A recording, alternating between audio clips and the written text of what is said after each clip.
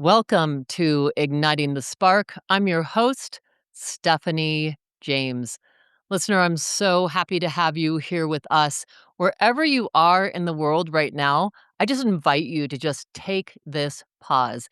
If you listen to this podcast, you know we often talk about the power in the pause. And so it's just taking that deep breath, coming back behind your own eyes. I love that phrase of like you're breathing yourself back into your own body. So I just want to invite you to do that with me now, just taking that deep breath. You might put a hand on your heart and you're bringing yourself back into your body. And how wonderful it is at this place, like at our hearts, this is where we're all connected, where we're all one.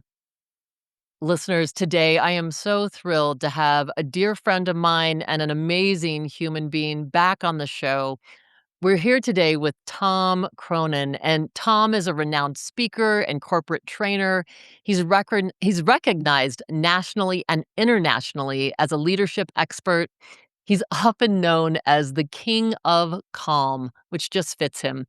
Tom is recognized for his inspiring, empowering, and humorous presentations on leadership, stress management, mindfulness, and empowerment.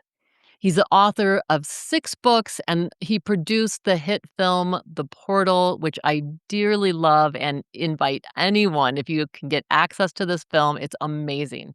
He founded the Stillness Project, a movement to inspire 1 billion people to meditate daily, and this human being has impacted and inspired my life. So happy to be here with you, Tom. It's great to be here. Thanks so much for inviting me along. So good to connect in again. It is. Well, I know since we were just talking before we got on the call that 4 years have gone by since we really dropped in with one another. It's crazy how quickly things can just pass by like that. Time just zips by. Well, and so fill us in. Let us know what has been percolating in you and, like, what sparks have been ignited within you these last 4 years. What's been happening? Yeah, one of the things that I've really introduced to my work, having the inspiration behind the Stillness Project, which was to inspire 1 billion people to meditate daily. And I was doing a good job of that with retreats and teaching meditation and corporate trainings and speaking on stages.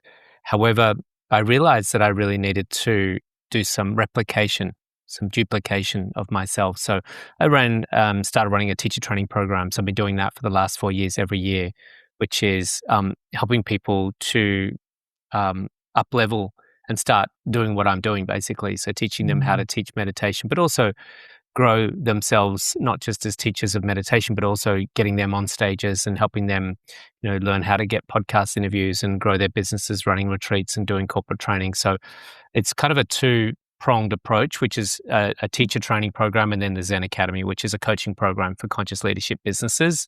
So helping people really expand their identity as a leader rather than a yoga teacher or a breath worker or a meditation teacher, but to see them as a global leader. And then when we shift that perception of ourselves, it's phenomenal how the universe starts opening doors for us when we are open to walking through that door. Yeah, I mean, that's what an incredible shift. One is this big and one is the expanded version. Yeah, yeah. I just think we tend to wear these labels of who we've become based upon our life experiences. So what I call this is our current version of ourself. And our current version of ourself is the identity we hold in our head about who we are. But that's really deeply shaped by the previous version of ourselves. So every life experience we've been through formulates this identity that we're holding about who we are, which means that our current version of ourselves is very much restrained and created by our previous version, our life stories. But what I help them to do and what I have to keep doing myself is looking at that future version of myself. Who am I becoming from my current version? And so when I entertain the future version of myself from the current version, then I adapt and transform my current version of myself into that future version of myself very quickly. And so that's how we start seeing our leaders that I'm working with shapeshift their identities from being a yoga teacher to the next thing they're standing on stages at a conference in another country because they change their identity into someone of greater influence than being the label that they're carrying to actually more of a broad spectrum, expansive role that they're playing in the world. Yeah, that's so beautiful, and we both know that's not something that you just have the idea of, it's not just a thought and then, "Okay, I have a new identity here." How what are some of those mechanisms, Tom, if you can share those with us? Any of those tools that can help us expand that this version of ourselves to more of this future version that you're speaking of? Yeah, it's such a good question. There's the what, which is the future version of yourself, and then there's the how. How do I go from the current version of myself to that future version of myself? And some of it is just simply getting clear on what that is. So I want to be a writer, I want to be a best-selling author, I want to be a filmmaker, I want to be speaking on stages. So that's the thought. But then we have to get into the vibrational resonance of that. And many things have to align with that future version of yourself before that becomes a reality.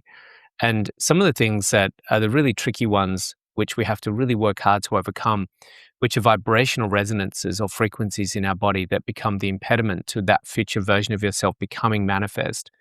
And this is certainly some things are things like unworthiness, being unqualified, imposter syndrome, self sabotage, lacking integrity, lacking in physical well being. Some of us have poor diets and poor ways of living.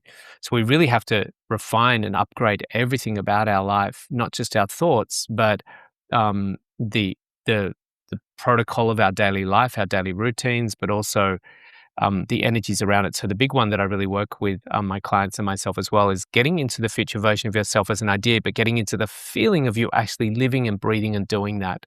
And I'll give you an example. It's a really beautiful story which involves our good friend and dear friend who's passed, Jackie Pfeiffer from the Portal film. And I had this idea that I wanted to change the world and inspire 1 billion people to meditate daily. And I knew to do that, I was going to need multiple platforms for me to have that level of impact. And one of them was that I want to have a book or a book that was very successful and a book that was printed and published. And I had never written a book, but I visualized me having written a book in the future version of myself. And to get into the resonance of that, the feeling level of me having written that book, I decided that here I am in Australia, but I went and looked up a street in New York. I knew New York being one of the biggest cities in the world, and I didn't know many streets in New York, but I knew Broadway was a street in New York. So I Googled bookstore Broadway, New York. And lo and behold, there was a bookstore on Broadway at the time, probably not there anymore because of, you the way books are going these days being digital. But the bookstore was called Strand Bookstore. I have to go and look up, see if it's still there. And this was going back many years before. And there was a bookstore called Strand Bookstore. And I did Google Street View to get a visual of what that bookstore looked like. And I visualized myself in my meditations doing book signings of my book being published and people holding my book after doing a talk in that bookstore about my book, and people out the door and down the street holding my book waiting to get copies of my book signed. And years later, I was doing screenings, as you know, of our film, The Portal, around America. We did about a 23 city tour of the USA, screening my film, The Portal. And at the end of each screening, we would do book signings. Jackie and I would be sitting at a desk signing copies of the book. And it wasn't on Strand, wasn't on Broadway, and it wasn't in Strand Bookstore, but it was in a cinema in East Village in New York where we had screened the film. And there I was at a desk signing copies of my book and looking down the line, and there was like 40 people with copies of the book waiting for me to sign. I'm like, wow, it's pretty close sometimes how you can manifest these things, but you have to really get into the visceral and the sensation of what that would look like and feel like if you're actually doing that. Which I think, gosh, it's so important because, we've heard forever about affirmations. Just affirm it, and that's gonna happen, but I'm really hearing that with you. It's like you have to it's like you're tuning into a very specific vibrational frequency of that So already being yours. as if you're actually right there. I did another one, which was one of the largest entertainment centers and auditoriums in Australia. And years ago, I used to visualize me walking on the stage in front of thousands of people. 10,000, it used to hold 10,000 people. It was the biggest auditorium. And I used to visualize this massive stage, one microphone, and 10,000 people. So I could get familiar with the essence of being in front of an audience that big. Years passed, that building got knocked down and replaced by another entertainment forum. but it was half the size. It only held 5,000, but it was a much better quality auditorium. And this was only about 6 months ago. I got invited to speak on stage with Jane Fonda at that building, which was the same. It was called the ICC. And it was only 5,000 people, but the same location as the one that I was visualizing, which used to be called the Entertainment Center. But 3 days before, they wanted me to do one in Sydney for 5,000 people and one in Melbourne for 5,000 people. So it was 10,000 people over 4 days, and one of the buildings that I spoke at on stage was in front of, 5,000 people, but at the same location that I was visualizing 10 years prior. So it's fascinating how many of these things have come into fruition and manifested, but it really had to hold the vibrational resonance, put it out to the universe and trust and let go and let the universe transpire all the events and circumstances over many, many years to make those things become your reality. How exciting. I remember seeing because I follow you, and so I remember seeing that you were on stage with Jane Fonda. Talk about that a little bit, Tom. What was that like for you? Yeah, when I got invited to do the event by Wanderlust, who are hosting the event, it was obviously a massive lean in and a hell yeah. And I was really impressed with Jane. One thing that I said was in a post that I did was how she was one of those people that when she engaged with you, she was so present. And she looked right in your eye. She wasn't looking over your shoulder to see who was more important to talk to. Mm. She was just right there listening to you. And, I just really was a deep honor to be with someone that had such a lifelong, really lifelong mission to make the world a better place. And she's really put her literally body on the line to make the world a better place. And I was really honored to open that event for her and be part of that experience. Yeah. So beautiful, Tom. So exciting. I mean, and again, it's this proof, that dreams really do come true and that we really can create and manifest these things for our life. It's not that it's instantaneous. Mm. Um, and you keep holding that. So for you, what does that look like? I mean, is that something that you practice in the morning? Morning, noon, and night? What is the intensity of that involve? Yeah, the way I see it is this that people are the ones that are going to send you the email or the phone call and invite you to this situation, okay? But people are conduits for source, the divine God, the creator, whatever you want to call it. And the way I see this is that God, source, the divine, is the one that's watching us, not when we're doing an Instagram post, not when we're on stage or not when we're in front of an audience, but 24/7.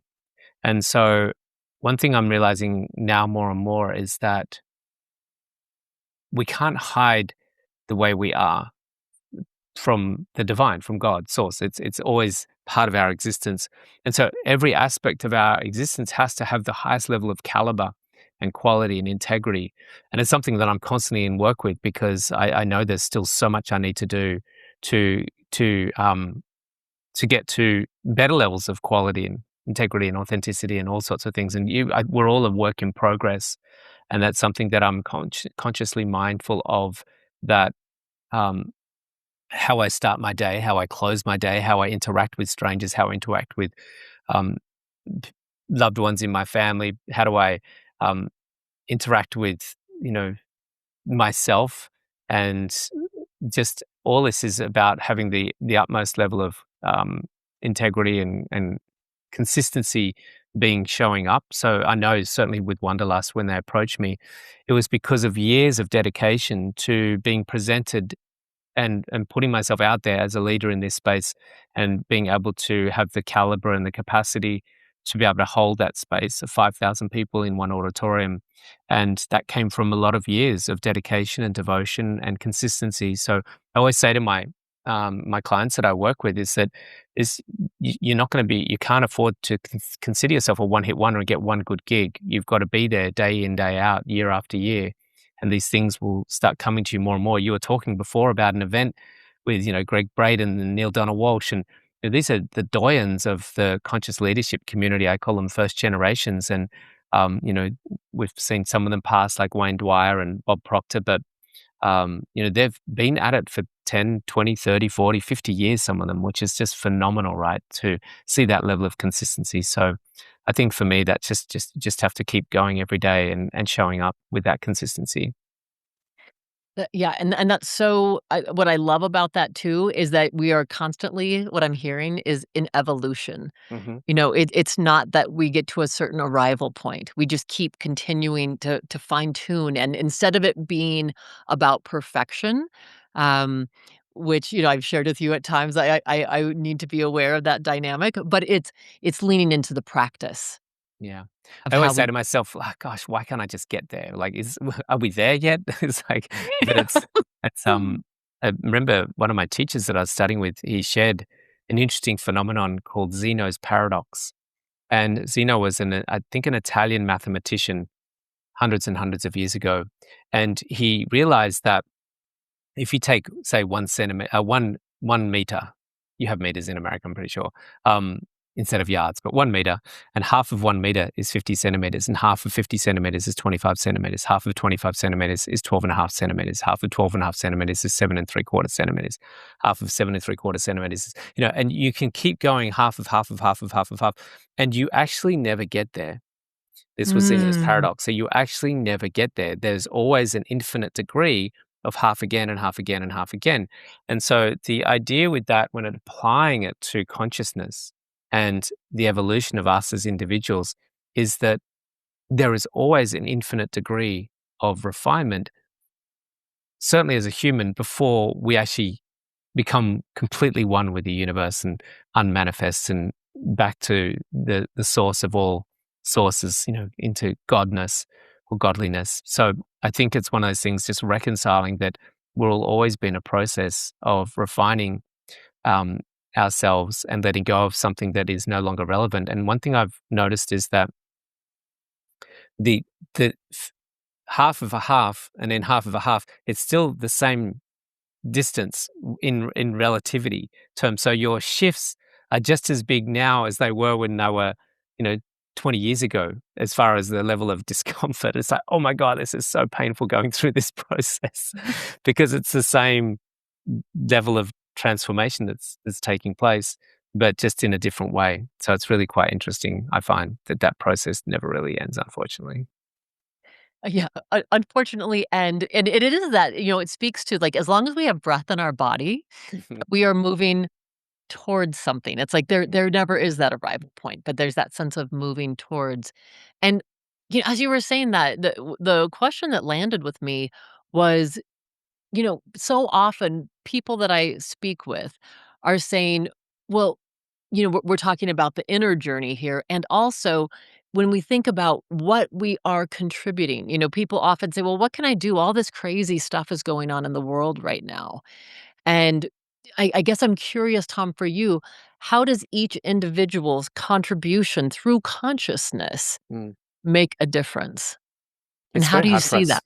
Yeah, Yeah. it's very challenging in the world right now. I have a lot of people come to me that are ready to just throw in the towel. It's just too hard for them. They just, they don't want to be part of this. I've got friends of mine that don't want to even have children and bring them into this world. And it's very easy for us to have a very distorted perspective of reality right now because we have so much information flowing in our direction and we immerse ourselves in that information flow. And this is the dilemma in the past. If you go back, when you and I were kids, let's say in our teenage years, we weren't devouring reels and reels of information flow like my kids are, where they have access to anything that's happening in the world in a given day, they will know about it. Whereas for us, we didn't even probably even read the paper at the age of 15. So, we just didn't really devour unless we're reading some interesting, teen book or something like that. That's probably the only data we were accessing. We weren't watching news. We weren't listening to the radio unless it was, rock music or something. So I think the challenge now is a distortion of reality where we take in so much information and that is distorting our sense of the world's actually getting better. It just seems because of our information flow that the world's getting disastrously worse. It's actually not. Um, and more children are getting access to health and education and food. We're having, sure, we've got sickness and poverty in certain places. We still have wars happening in Ukraine and Gaza and places like that. But overall, the planet is becoming more peaceful. Overall, we're having more abundance, more affluence, more access to food and education and health and medical services. So the world is generally getting better. It's just that we have a distorted perspective of it. And one thing I keep coming back to is that to find a level of immunity from that information flow and be steadfast in our state. We don't have to go out and trying to, clean all the plastic out of the oceans. If you're pulled to doing that, then absolutely 100%. We need to be in action doing something that contributes in some way, shape, or form. Everyone should be having some degree of contribution to the planet. I think it's as a human, and if we look at Anthony Robbins' 6 human needs, contribution is in proportion to all the other ones, which is certainty, uncertainty, growth, love and connection, significance. Contribution is, how do I contribute, whether it's a soup kitchen or planting trees or, working in a, saving pets from being abandoned. But really just coming back to your own state. That is primary, that is the first and foremost. And your contribution comes from you establishing your state. So my morning routine, my evening routine, my daily meditations, my saunas, my ice baths, my breath work, my nutrition, my, my supplements, everything about my state of my mind. It's my state is primary and then my action is secondary. Mm. I love that. So it's like you're cultivating all this, health, well-being from the inside, and Absolutely. Yeah. then that can manifest itself to the outside. Then Yeah. I that's a see natural. so many leaders burning out, completely wrecked, working 36, what is it? Not, I was going to say 36-hour weeks. There's nothing these days. They're working like 20-hour days, I should Right. say. Yeah, yeah, And, yeah. just not really coming from that place of stability and equanimity and sustainability. And so they get to a breaking point, and that doesn't work well for the world. The world that we're creating is an extension of our state. So we've got to really make sure that that is primary, that the way we look after ourselves and we nourish ourselves and we're kind to ourselves. And that takes a lot of very holistic approach. Well, and I'm hearing as you're saying that too, in serving ourselves in that way, that's how we serve the planet. That's how we serve humanity, the greater Absolutely. consciousness, if you will. Yeah. It's the first and foremost best way you can contribute something to the world is by just actually being in a good state. If you're healthy, happy, conscious, calm, peaceful, kind, then that alone is plenty. Yeah. We don't have to be doing all the other things as well. Yeah, it's amazing. I was just having this conversation with one of my own coaching clients today around how that matters what we're contributing. That even if it's, those we talk about them like random acts of kindness. Mm, It's mm, how you're showing up in the world. yeah. It's being aligned enough within you that you can show up and be kind to the stranger on the street or let someone in on traffic or whatever that is that creates kind of that ripple effect of goodness, if you will? Yeah. I love living in Australia. I know you've got a good connection with Australians. And I saw a video the other day by an American in Australia, and they were just flabbergasted that they, firstly, when you put petrol in your car here, you don't have to pay for that in advance. You just put petrol in, then you walk over to the guy and you pay for your petrol. And it's just an honesty system that we all live and breathe by here in Australia. And they also were showing videos of people leaving their phones and their keys and their sunglasses and everything. They're just in their shoes on the beach randomly while they go and do a jog or a swim. And they're just like, this is crazy, the level of trust and honesty system that they have here in Australia, which we've just grown to normalize to having in our community. And I think it's a really beautiful, it's not perfect by any means. We still have other things going on in our world here in Australia that aren't so great. But overall, there's the potential to have a very kind, honest and just and virtuous society. And that's something that we're all in the process of working towards. But it's amazing how such distortions are happening around the world in our society because of stress, because of overwhelm, Mm. because of too much information flow, because of people not looking after their state. And when we look after our state, things like honesty, care, kindness, more virtuous, it just naturally flows. And again, it doesn't mean we're all perfect. We're all going to have shadow sides and challenges that we have to work with. But overall, I think it comes back to that, just, being really very, I guess, diligent about having steps and processes on a daily basis to make sure that we're in a calm, peaceful state. And that's what's beautiful, Tom, about what you do. That's and in alignment with your goal to help people achieve that inner state. Um, through your films, through your books, through your leadership work, through your coaching. So I'm curious for you right now, just what is lighting you up as far as what's next? What is expanding your next version of yourself? What's lighting that up right now? Yeah, it's a really good question, and I need to do probably a little bit more work on that. I've just been, my partner and I, my wife and I just bought a farm, so we're sort of preparing to take custodianship of some land, and that's really exciting me to, we just handed over the keys of my parents' farm that I lived and grew up on for many, many years, and so we're taking custodianship of some land, and I'm really excited about what that looks like to really preserve that land and care for that land and find ways for that land to provide for us with, fruit trees and vegetables and be more sustainable on the land, solar power and rainwater and everything like that. And what does it look like to cultivate a wholesome environment just for me personally with land? And I think that's something that as humans we've become really disconnected with. And one of the things I love most about the traditional landowners of Australia here, their deep connection with land and how to work with the land is really beautiful. So I'm looking forward to that, I must say. Very excited about that. I've always loved getting my hands dirty and getting into the land. But when it comes to my work with leadership, it's again just helping more leaders to find ways to not only sustain their state and get into a really good state, but to also have the practical tools and strategies to get their work out to the world. So a lot of it now is scaling my work through other leaders and helping other leaders find ways to get their message out to the world. And so I'm seeing myself sort of stepping into more of a leadership role with leaders, which I'm really excited about, and obviously more corporate work. So really helping the corporate sector. I see the cracks appearing in the corporate sector, partly because of AI, but also partly because of sustainability, where people are starting to question, do I want to work, 60-hour weeks to get a decent salary for a large organization that's making billions and billions of dollars?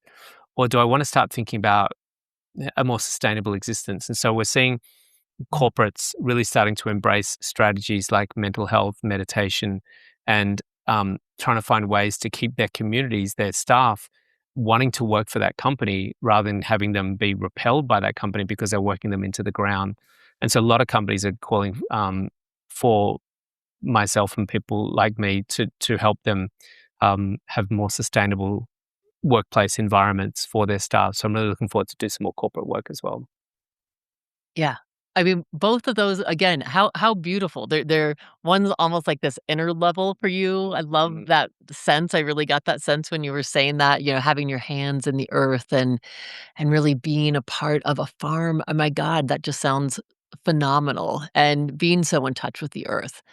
And to also then expand into how can you help other people truly, it's not only raise their quality of life, it's their well-being. It is their own sense of just being anchored within themselves, and maybe even in touch with what I would call the divine, but whatever that connection is for them.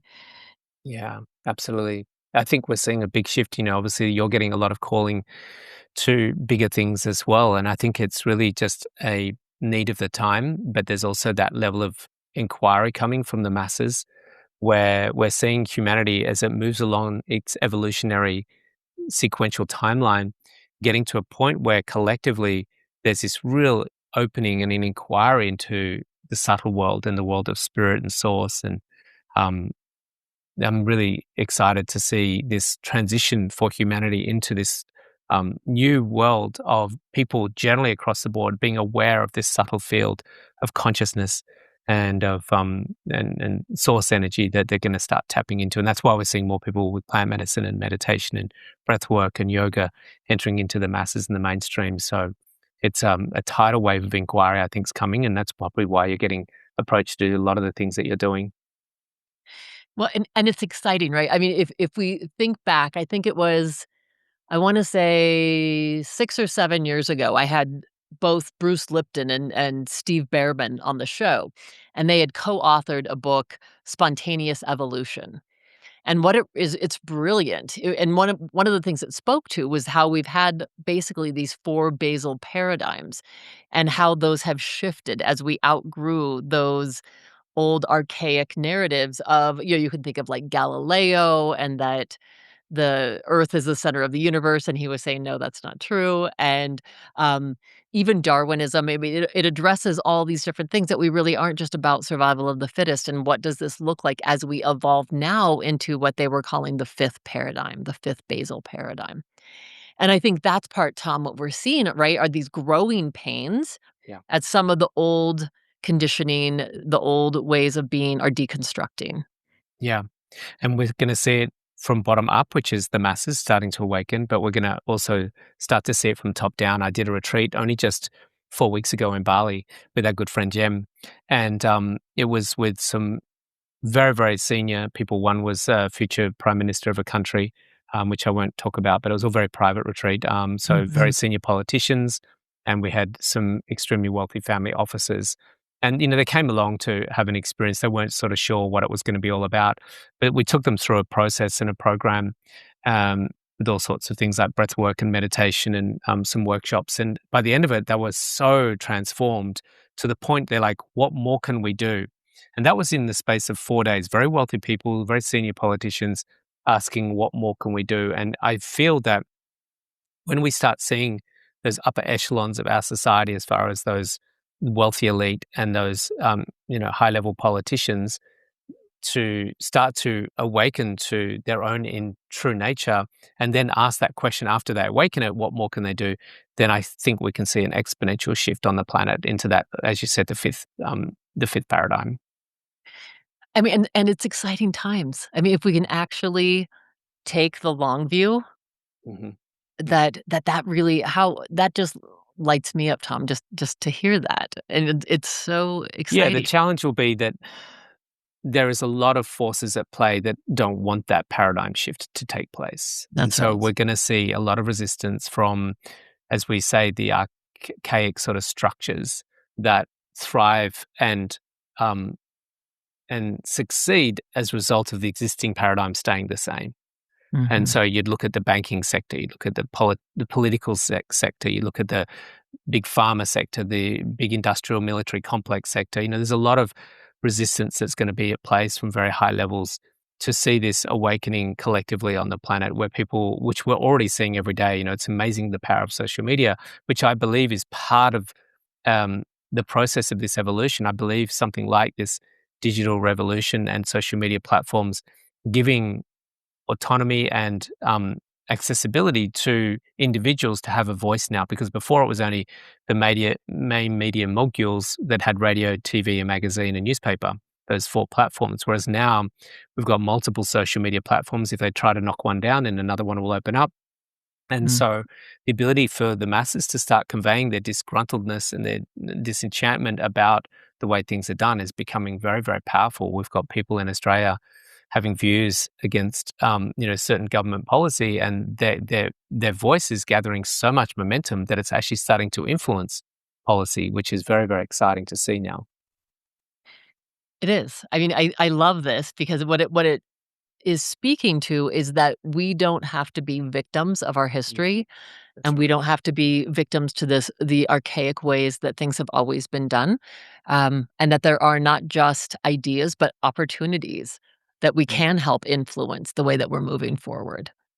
Bit of the challenge is it's hard to know what forward looks like. There's no one really that's in charge of creating and designing that outcome.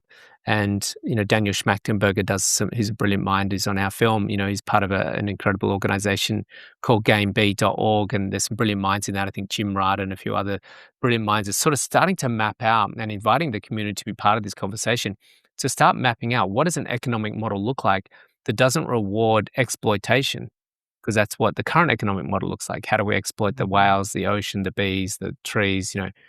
How do we extract and commoditize and exploit things so that some other people can make lots of money? What does a economic model look like where contribution is rewarded?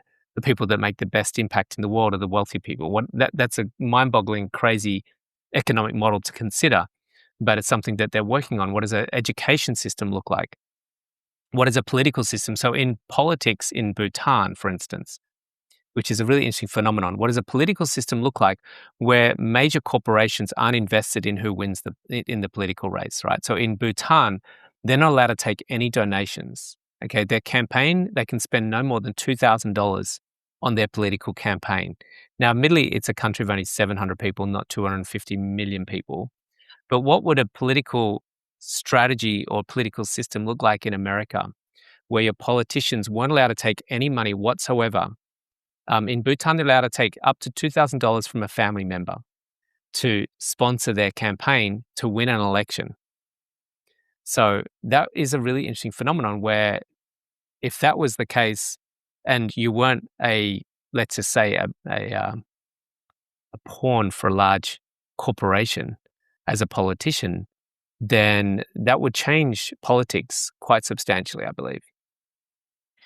Oh, absolutely, and, what it made me think of too is it would absolutely impact our health system, Absolutely. Yeah. you Yeah. know, and So many as big areas. pharma and all yeah, I mean, we could just go down the list here. Mm, mm. Um, but it is exciting to think that and so interesting that these, paradigms are beginning to shift and that we can have models like Bhutan, um, to see there's a different way through. There's a different way to really Yeah. do Well, this and create that world. the way I see it is that there are certain pillars holding up society. We've got the education pillar, we've got the political pillar, the banking pillar, the medical health pillar, the military pillar, and what we're seeing is interesting is that a lot of those pillars are already being um, transformed in some way, shape, or form because the consciousness of the masses is transforming, and so you've got conscious people saying that structure that I've been part of, for me and my state of consciousness and my family, it doesn't necessarily work for us anymore. So that's why we're seeing, certainly in Australia, possibly no doubt in America, a lot of homeschooling where people are Mhm. going, I don't want my 15-year-old to be spending days upon days trying to fill their brain up with Pythagoras theorem and quotes from Julius Caesar from 2000 years ago. I want them to learn how to be entrepreneurs. I want them to learn how to look after themselves. I want them to learn how to be good at saving their money. I want them to look at after how to have good relationships. Or so we're seeing people question and transform the education system now. It's not completely happened, but it's starting to happen. We're seeing the media system starting to change. Newspapers, magazines, radio, and TV now people are looking at social media and YouTube more than they are reading the New York Times. So we're seeing these types of things being challenged in the pillars of the media.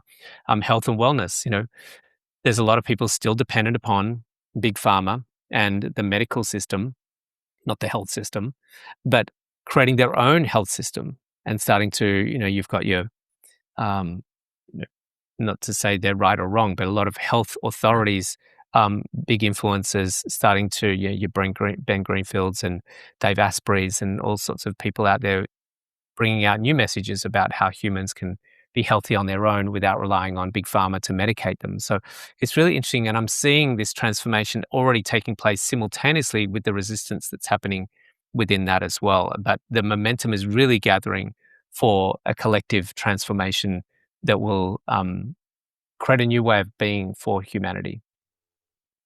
Well, and the model that you were speaking to where it's going bottom up as well as top down, Yeah. Yeah. begins to create this incredible Yeah. alchemy. Yeah. I wonder what that will look like in the future, but we've got a long way to go yet. So we'll see. It's just, we're in for a bumpy ride, I think, but it's a fascinating journey. It is, and, and I do feel like time is speeding up, Tom. I don't know about you, but time to me feels like it takes on this different dimension, and so something that may have taken a long time as technology, as, information, as consciousness to me is expanding, it's Yeah. getting less and less and less Yeah, it's time. definitely a phenomenon. It's something to do with what I believe Schumann resonance and other things as well. But I did a post on this that went a little bit viral, and it was exactly that how things are speeding up. And what I mentioned in that post was that it's definitive because our level of entertainment, we still get 3 hour movies, but most of us want to watch 60-second reels. But not Mm, only that, we're actually speaking quicker. Our attention spans are shortening. Our capacity to stay present is getting diminished, which is why we're seeing a lot of ADHD happening. And this is simply because things are getting so exponentially fast. Apparently, from what I was told when I was talking to a brilliant mind about this, that there will become a reset. It will get to the point where it gets too fast, and mm. then the reset which is interesting. I was talking to my son yesterday about how there's so many doomsday movies coming out where we see the end of the world, right? And what we see in these doomsday movies is the old ways, you see people walking through abandoned streets and buildings where nature's starting to grow through it all and there's no one around.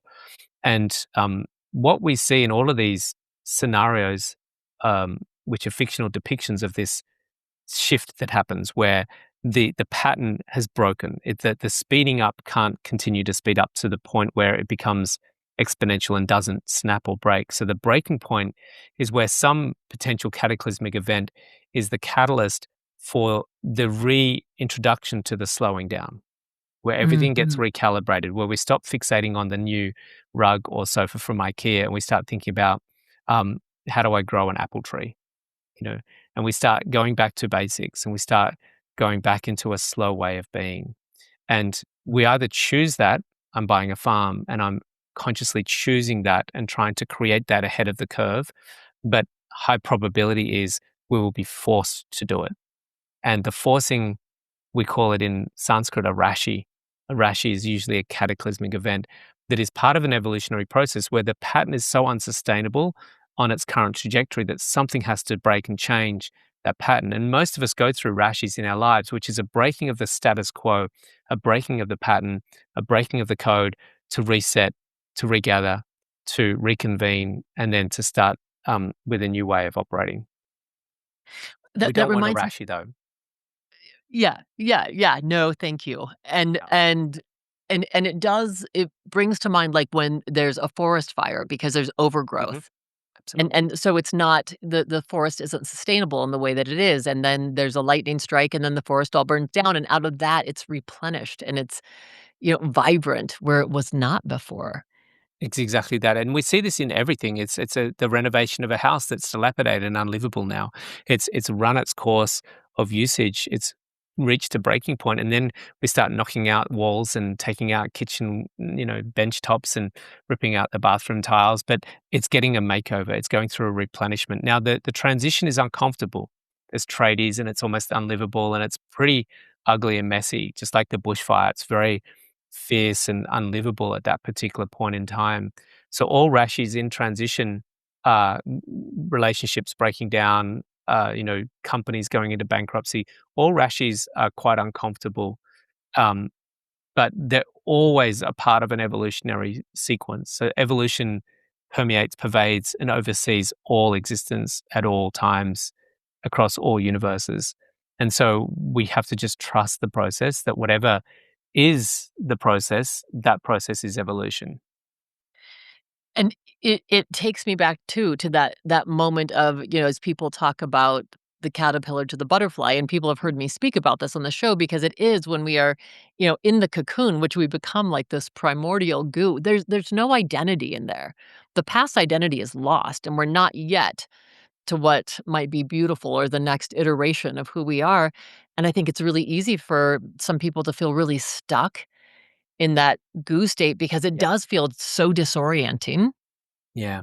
This is the challenge is getting stuck in the goo state and, having tools to help us be able to witness, observe, learn, grow, adapt. We need to really increase our adaptive capacity. We have a saying in the Vedic tradition that suffering is proportional to our resistance to change and happiness Mhm. is proportional to our ability to embrace change. So when we're in the goo, when we're in the turmoil, when we're in the discombobulation, it's the universe's way of communicating to you that you're in an adaptive process. You're in an evolutionary sequence here. And how is it that you can look within, explore what is it that needs to change here for you to move through this discombobulation to get to the other side, which becomes calmer, more peaceful, but more evolved. And we have to keep going through these growth spurts and these growth stages. And whenever I see turbulence or chaos or discombobulation, whether it's with countries, whether it's with businesses, whether it's with people, then usually it's a resistance to change.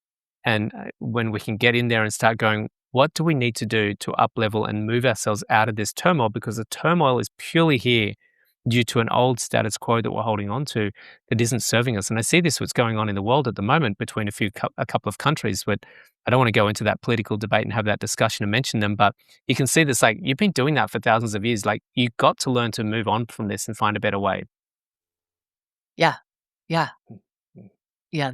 Again, it's just an archaic way of never resolving a Yeah, conflict never that isn't evolving. even relevant anymore. I mean, yeah, That's right. Mm, without going into that. Yes. So I'm curious that, Tom, for you on a personal level, I can think about for me, I'd shared with you before we got on the call, going, just moving here a month ago, a little over a month ago from Santa Fe. And in March, when one of my closest girlfriends died, suddenly after just 6 months, diagnosis to death, I did drop into that dark night of the soul and felt incredibly disoriented, for a couple months of just like, "Wait a minute." Um, when you go through those kind of moments, if you will, in your own life, what becomes your North Star? What is the mm. thing that you come back to or hold on to? Yeah, it's a good question because we do go through them. My parents passed a couple of years ago, and it was the first time I've ever experienced grief. And um, it was it was easy for me to drop into that grief, and embrace it and sit with it. The thing that I have to work quite hard sometimes to move into this because you know, we all go through difficult times, but to come back to love Mm, and to know that every experience that we're having, whether it's fear or grief or anger, it actually is born out of love. It's just that it gets distorted as it arises up from love, because love is the essence of all reality, and then it gets distorted through our own personal identity and our relationship with the world and our sense of perspective about the world and a sense of duality about the world, which is where Maya exists in this idea that everything is separate and this thing that is causing me to feel this is in some way this dualistic idea, which is in some respects it's true. Your friend did pass and you did feel a result and an impact of that. So that is in some respects in the Vedic worldview what we call the karma khan level, that these two things are forms of phenomenon. This thing here has affected this thing here. This person dying here has affected you here. Your Bitcoin portfolio going up or down has affected you here. Your sports team winning or losing is affecting you here. mm, Someone saying something about you in a good way or a bad way affects you here. So this yeah, is relativity, but that is only one layer of reality, the karma khan layer. There's a deeper layer of reality. We call it the gyan khan layer of reality, which is that everything is unified, everything is one, everything is at the subtle field, non-separate and non-form. And the essence or quality of that, if we were to give it a word in English with 4 letters, it is love. And the essence of the divine God, source, the creator is love.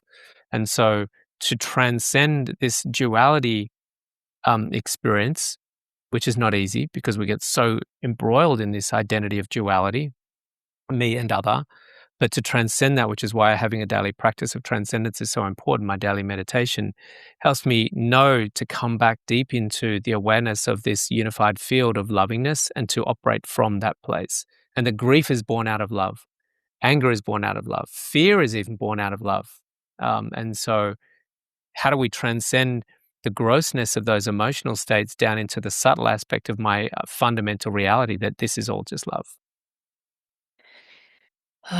that's it. Yeah, yeah, to keep coming back and to be and sit in those emotions. I heard, my ear really picked up on a specific piece. You didn't say ignore those emotions. Mm, mm, You noticed those emotions as they arose. absolutely. You were with that grief.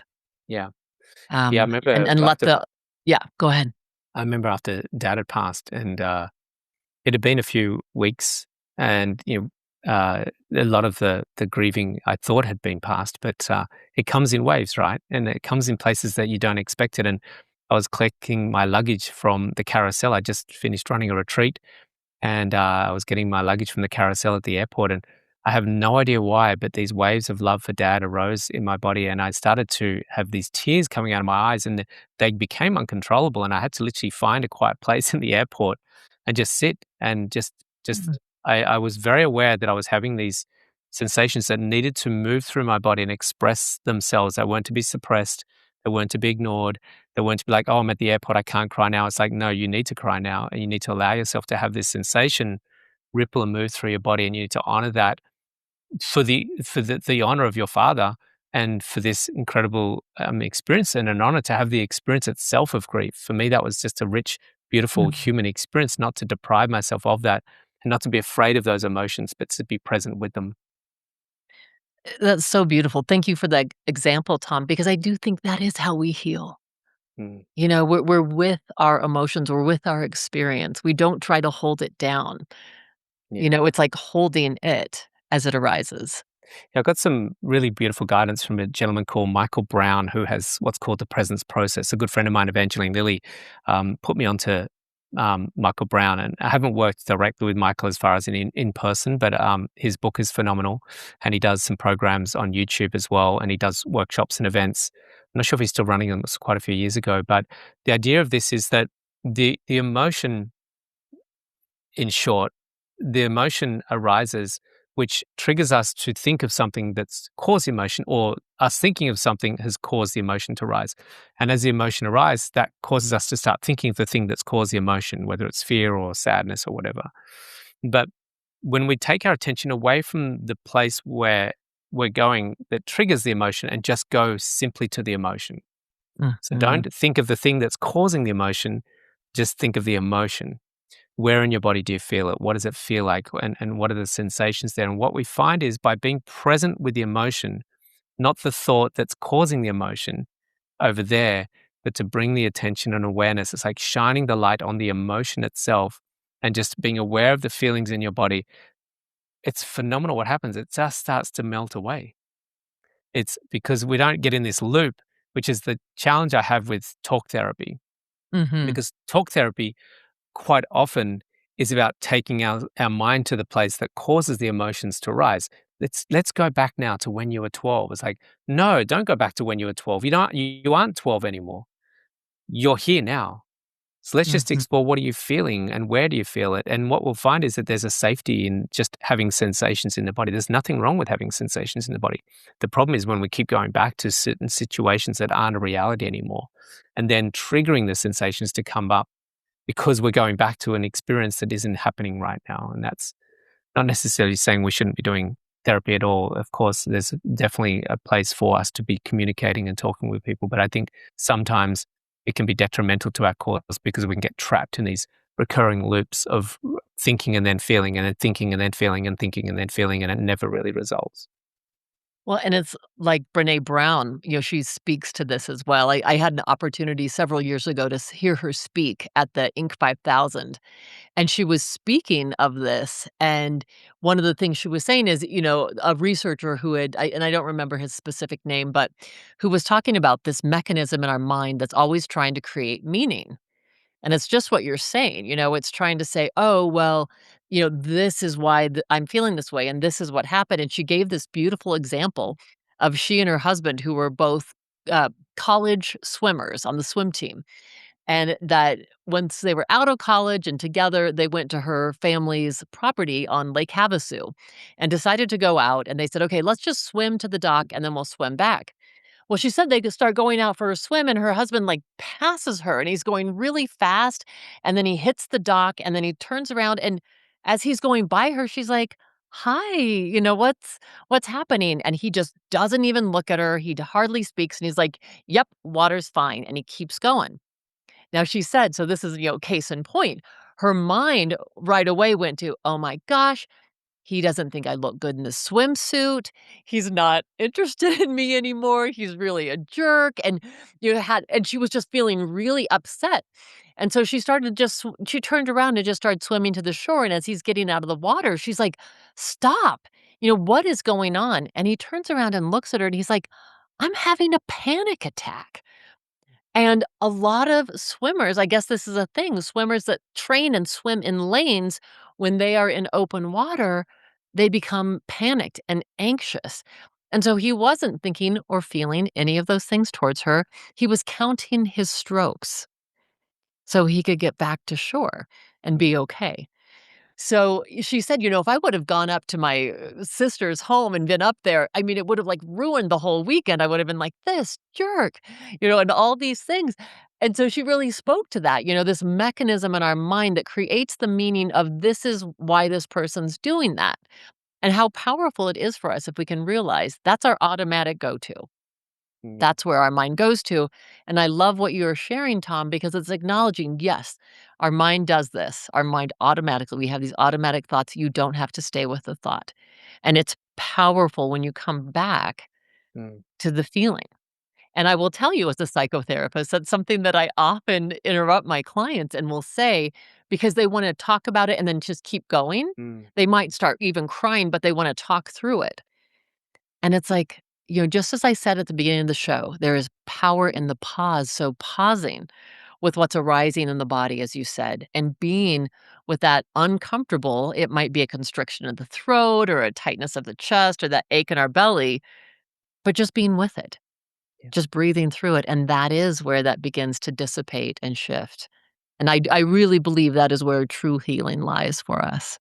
Yeah. I was on one podcast and they asked me to speak on the emotional poverty that we have on the planet. And I said, well, in actual fact, we don't have emotional poverty on the planet. We have a planet that is way too emotional. And we've got too many people acting from these emotional reactions to life. Everyone's triggered. And as soon as someone says something or does something, everyone's in some big emotional reaction to that. And if you look at some of the most peaceful people on the planet, this is not to suppress emotion. We just got to be clear here because it's what I'm not saying is we should suppress emotion. If emotion is arising, then we need to allow that to express itself and release itself and be present with that emotion, exactly like you're saying. Just pause and be present with your emotion. But what is happening, unfortunately, is we have a very um, emotionally charged world that is smashing people's windscreens because someone pulls in front of them, or mothers flying off the handle because they've had a really difficult day and screaming at the kids, or men suppressing emotion because they can't handle the feelings by drinking themselves into stupidity. So we've got all this emotion that is a simple expression or reaction to life circumstances. What we haven't found is the level of awareness within us that transcends all of that. And we operate from a place of equanimity. In Sanskrit, it's called titiksha. Titiksha is to be unruffled by the circumstances of life. If you look at these wonderful, beautiful monks and conscious people, the beautiful monks that walked across USA, such wonderful human beings that walk for peace. And, one of the things that they talked a lot about was the whole walk was to walk for peace, walk for inner peace, so that you're in a state of inner peace, and you're not operating from emotion. You're operating from peace, and from there you have greater sovereignty, and you're less reactive and less needing things to work out, so that your ego can feel happier. We're transcending ego and starting to connect to the part of us that is more sovereign from the influences and circumstances of life, the life that's happening around us. And again, it's not about suppressing emotions. It's about knowing there's a deeper part of you beyond the emotions that you can live your life from. And that we call it being. We're actually called human beings, and we need to connect to the being part of us, not the emotional part of us. That's beautiful, and I love that practice also. Dan Siegel, who is just a brilliant neuropsychologist, speaks to this, coming to the hub of who we are, and then you notice all these things on the exterior, which he calls the rim of the wheel in this, wheel of awareness meditation that he does that is just brilliant, and it is that. It's noticing these outer circumstances of our life, whether they're thoughts or feelings or what just arises, and then coming back to that hub. It's almost like coming down to the underneath the waves. When you Mm, go beneath the busy waves or the choppy waves, you get yeah, I'm a scuba diver. So this to me is like this incredible I always call it heaven on earth because when you get beneath the waves, it is peace. It is that's right. absolute tranquility. Mm, Um, and so I yep. I I I think that's it. I mean, I love what you're saying. I resonate with that so deeply. Yeah, and this is where I believe meditation, particularly certain styles of meditation, really come in. A lot of meditations are about visualizing to make the external world better for you, which is fine. I do some Mhm. visualizations as well, or gratitude to acknowledge the beautiful world outside of you that you have, and that's making you feel good. But what I think is really important and what inspires me to do the work that I do is to help people go deeper and deeper and deeper inward to, we actually use the analogy when I'm doing my training program. I've actually got it right here next to me, the diagram of the ocean. And I talk about how the waves are in response to elements, wind, high and low pressure systems, boats moving along it, influencing these undulations on the surface of the ocean. But if we transcend that surface of the ocean, that world of relativity, the world that we're in relationship with and in response to, if we transcend that and go to the depths of the ocean, we find a deep peace down there, like you said.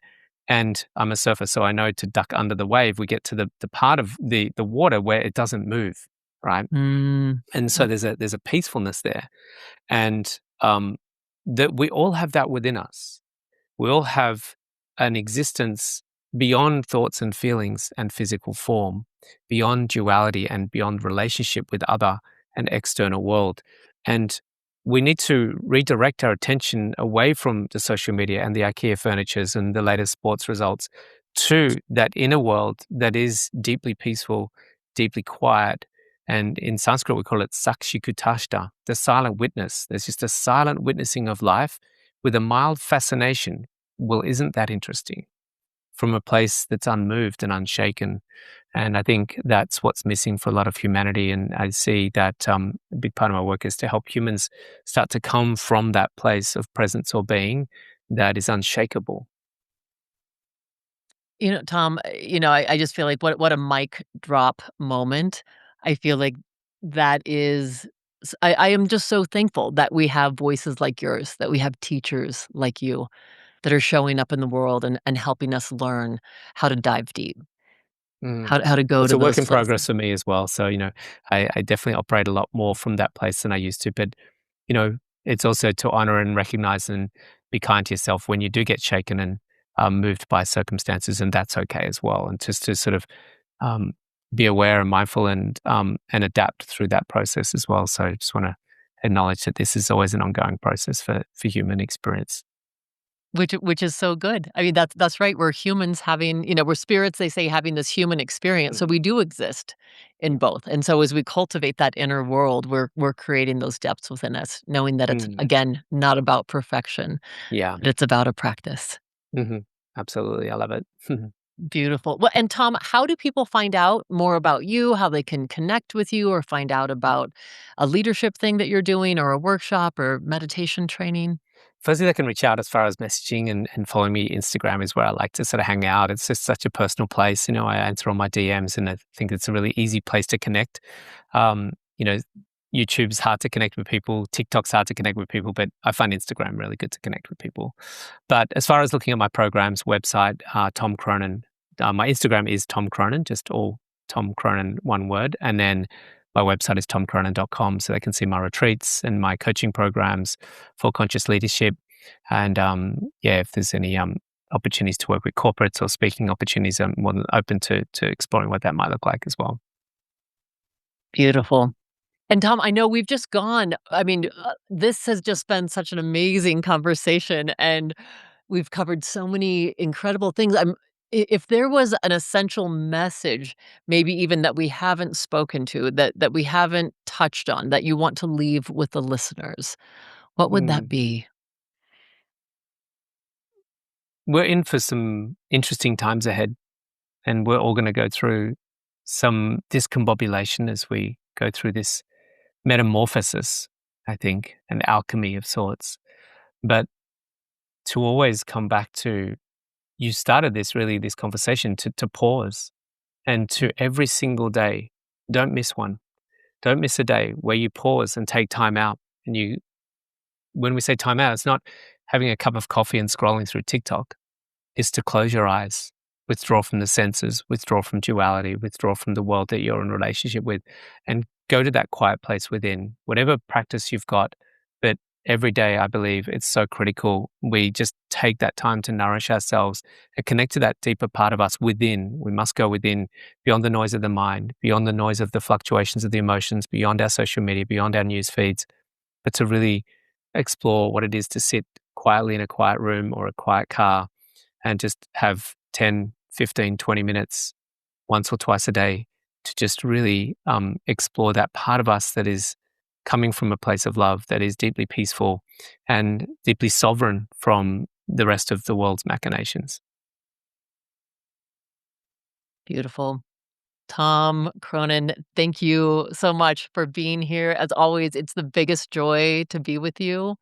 And just thank you for sharing your love, your wisdom, and your spark with all of us. And thank you for putting this space on for me and you to commune and come together. I love when we hang out. We always it's like we could just keep talking. So, I really appreciate and full of gratitude for you to create this space for people like me to come into and have these conversations.